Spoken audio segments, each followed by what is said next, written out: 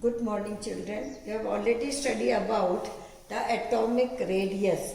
And the atomic radius is defined as the distance from the nucleus or from the center of the nucleus of the atom to the outermost shell.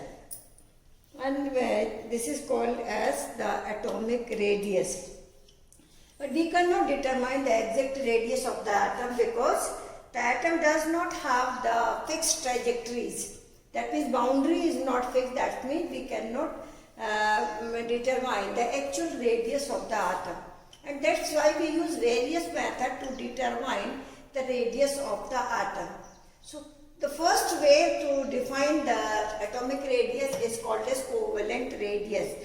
This covalent radius can be determined only for those molecules in which a covalent bond is formed between the two atoms by the sharing of electron.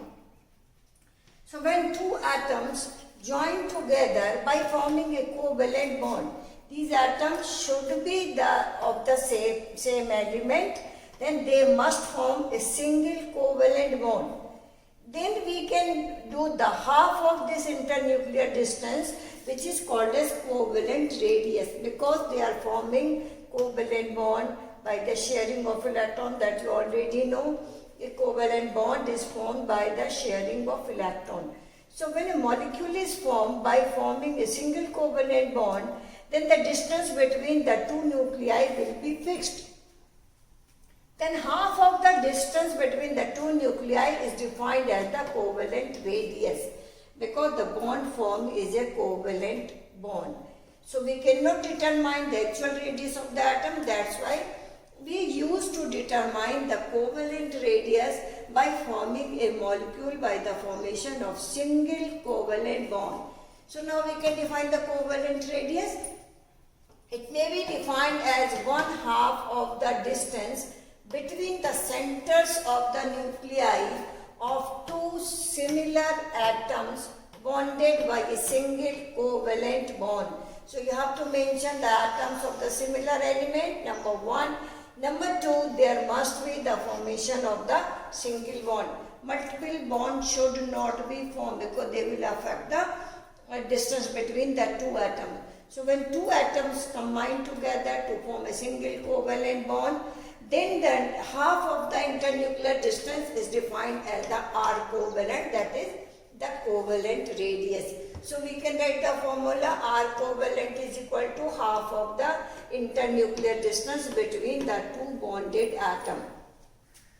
Suppose we can take the example of hydrogen molecule. You know both the atoms of our hydrogen is having one electron, and that's why when they form the molecule, then the half of the internuclear distance, that is called bond length.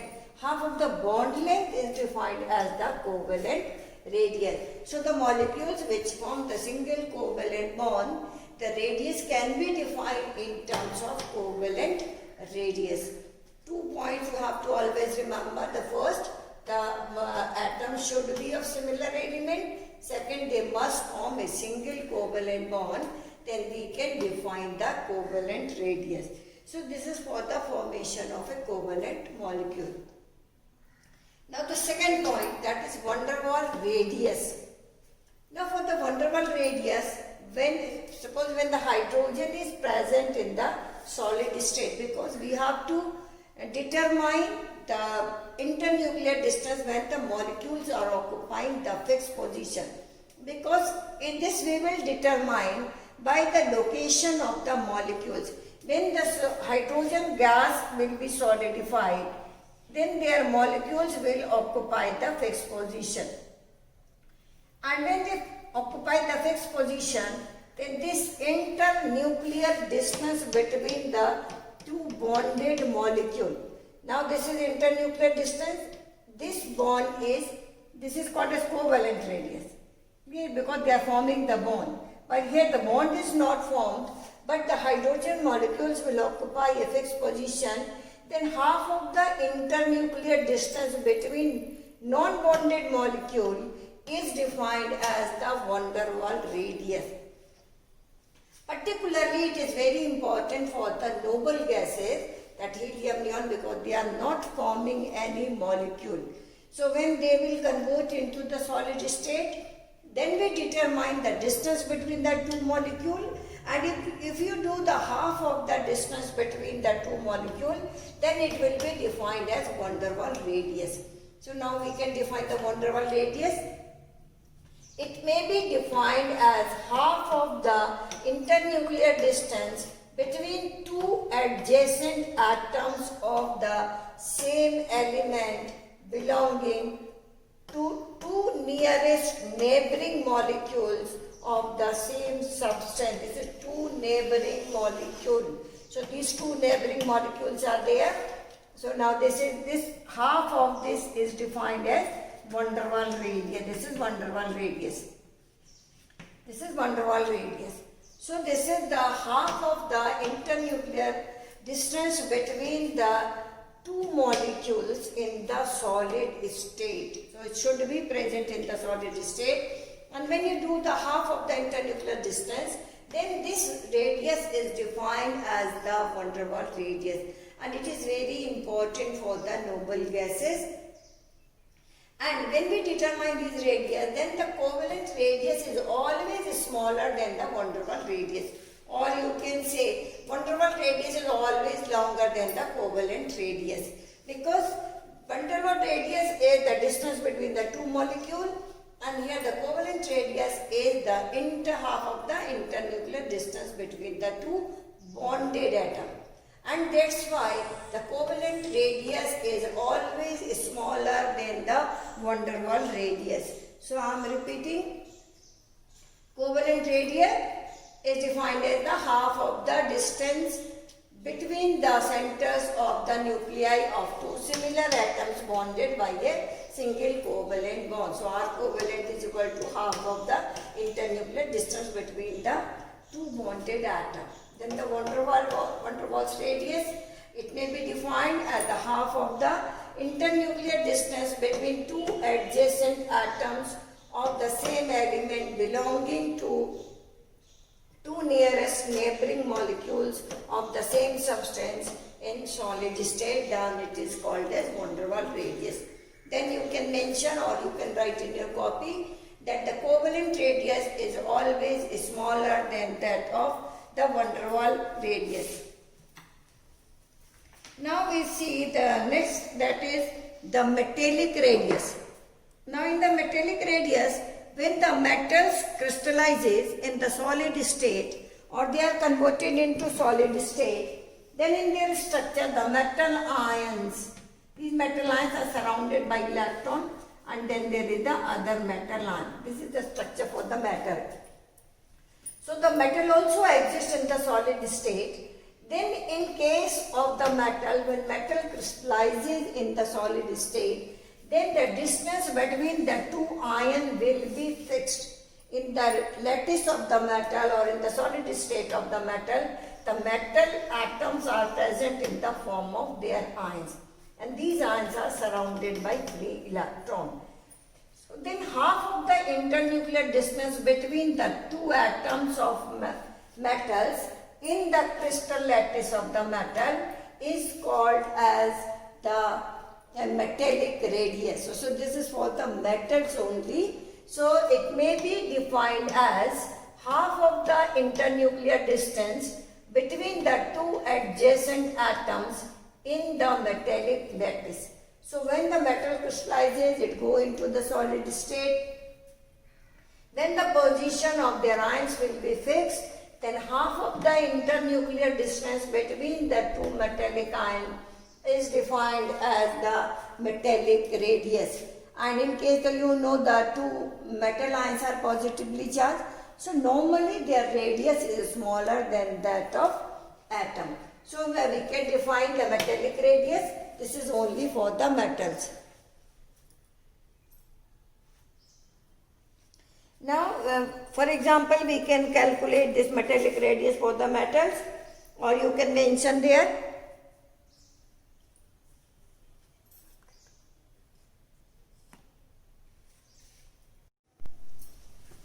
Yes, so you study about the metallic radius, and when you compare the metallic radius and covalent radius, then metallic radius is always larger than that of the covalent radius.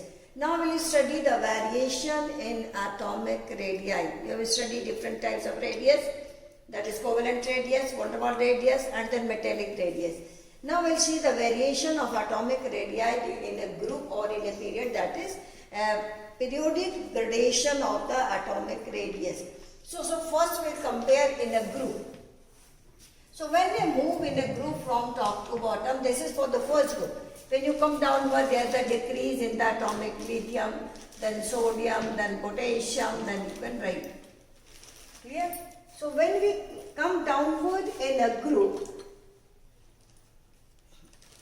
then when you come downward in a group, then according to electronic configuration, I am writing for the lithium, atomic number 3 is having the electronic configuration 1s2, 1s2, 2s1.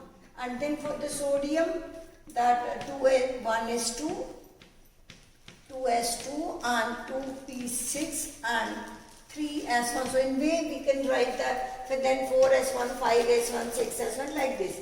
So you can see when we move in a group from top to bottom, every time we are increasing a shell. The lithium has only 2 shells, that is first shell and second shell. The sodium has 1, 2, 3 shells, and then when you come for the potassium, that is having 4 shells, then rubidium, cesium, then there is increase in the number of shells. It means when we come downward in a group, when you come downward in a group, then there is increase in the atomic radius. So atomic radius increases. Atomic radius increases as we move down the group because of the increase in the number of shells. As there is increase in the atomic mass also, but that atomic mass will be compensated, or the nuclear charge will be compensated with the increase in the number of electrons. So when the variation will be as we write, when you move downward in a group, always come from top to bottom.